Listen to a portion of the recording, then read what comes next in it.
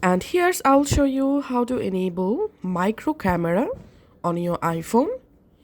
Go to your settings. In settings, you have to tap on camera. Under camera settings, go down and here you'll find macro control. Show camera control for automatically switching to ultra wide camera to capture macro photos and videos.